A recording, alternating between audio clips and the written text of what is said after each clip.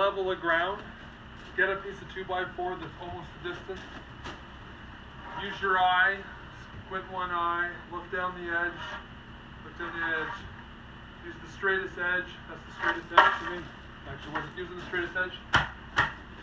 Take the 2x4, go over to your one wall, find your grade. Go over to the other wall, find your grade. Establish the 2x4 at that said grade. There's my mark, 1/4 inch. And then pick just a little bit of extra. By doing that, you're basically running high, and you're just going to shimmy it. It'd be ideal if I had a level. I just don't have anyone with me here, but I've got a pretty good grade eye, or a pretty good eye for grading. So I'm basically just shimming it.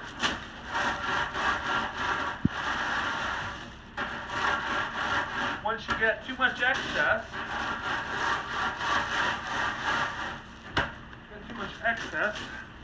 grab your hoe or your rake.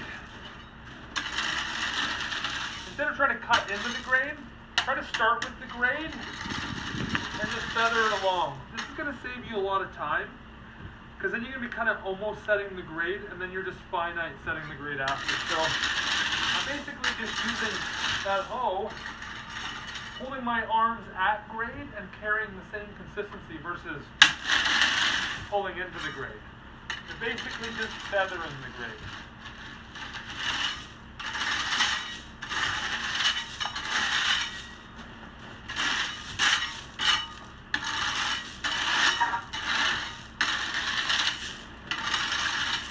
You want to leave it a little high so that you can shimmy the grade to grade.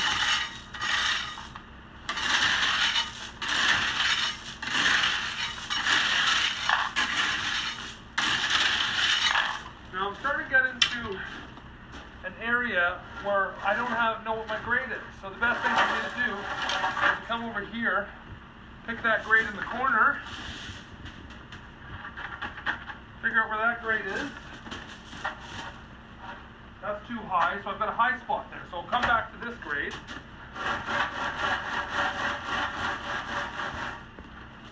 Going back and forth.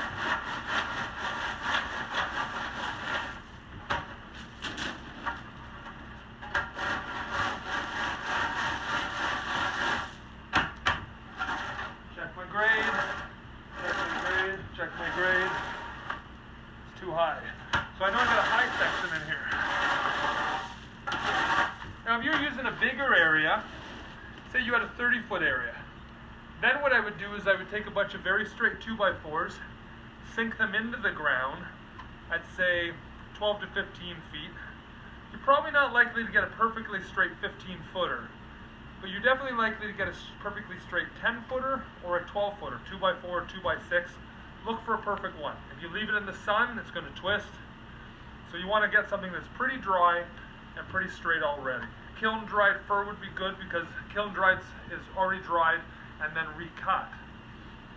So by doing this way versus going around with the laser level, for me it's faster. Like I have the laser level, I got the transits, I got all the tools.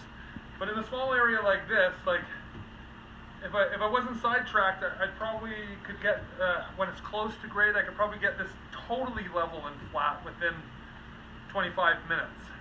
But the key is always having a little bit of material ahead of you, because if you all of a sudden have a void, you're going to see that void under there. And so then what you do is come out before the void, have a little bit of excess, and then it's easy to shimmy along. And I basically, right then and there, with using a 2x4, almost set it to grade. And now that I've got access again, grab my hoe, cut my grade.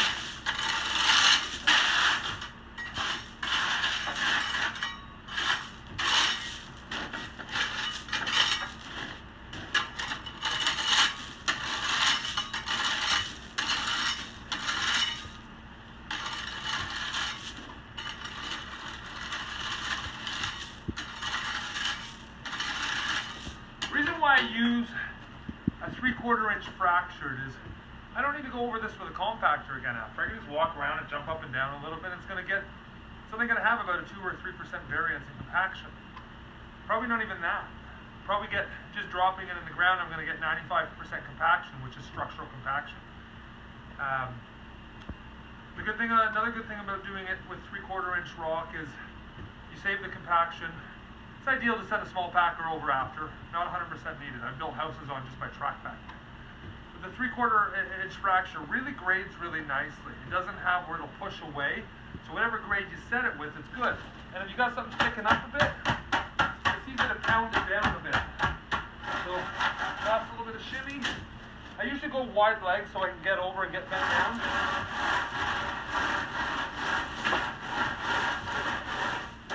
And then just look for your highs and your lows. You got some lows, put a little sprinkle in front of it. Start on one side and pull back. Check my grade. Check my grade. It's too high over here. So I know I've got a high spot in there. So instead of like trying to push all of it, just lift this end up a bit and shake. Double check my grade again. I'm on grade.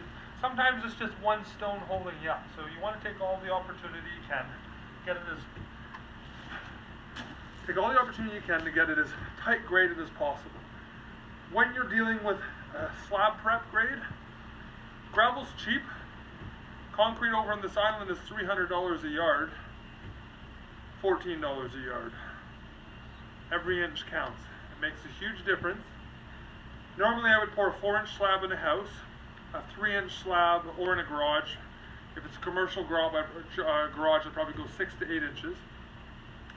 House 4 inches, garage 3 to 4 inches, depending what the garage is being used for.